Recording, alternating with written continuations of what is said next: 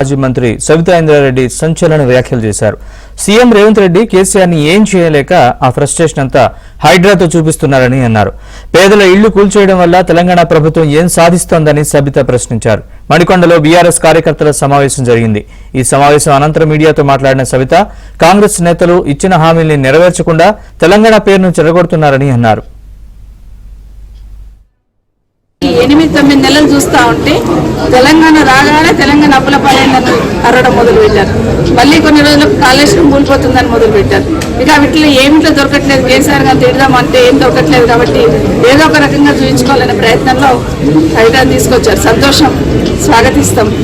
కానీ ఒక్కసారి మీరు యాక్షన్ తీసుకుంటున్నప్పుడు ఏం జరిగింది, ఆ యాక్షన్ తీసుకున్న ఏరియాలో ఎన్ని రోజులు ఉంటున్నారు, ఏం జరుగుతుంది, ఎవరి వల్ల తప్పు జరిగిందని ముందు ఎగ్జామిన్ చేయాలి.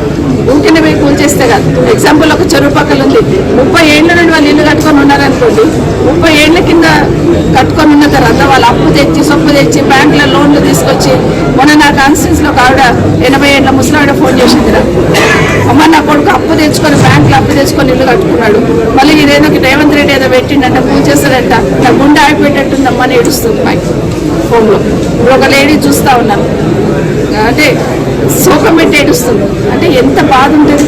మీరు చేయండి, కానీ వాస్తవాలు గమనించమంటుంది. వాస్తవాలు గమనించాలన్నది ఏం జరిగింది, ఎందుకు జరిగింది, జరగాలంటే ఏం చేయాలన్నది ఆలోచించాలి. తప్పిస్తే ఏదో ఒక 2-3 పేదవాళ్ళ ఇంటికి వచ్చేసి, ఉదాహరణ మహబూబ్ నగర్ ఉంది, వికలాంగులకు సంబంధించిన వచ్చేసారు. ఏమొచ్చింది దానివల్ల? కానీ ఎంతమంది వికలాంగులు ఈరోజు రోడ్డున పడ్డారని గమనించాలా. ఒకటి నాకేమర్థం అయిపోతుందంటే, కేసీఆర్ గారు నిశాన జరపాలనే ప్రయత్నంలో ఏమి జరపలేకపోతున్నా కాబట్టి ఫ్రస్ట్రేషన్ ప్రతీకారం తీసుకుంటున్నారు ప్రజల మీద, నాకు అర్థమవుతుంది.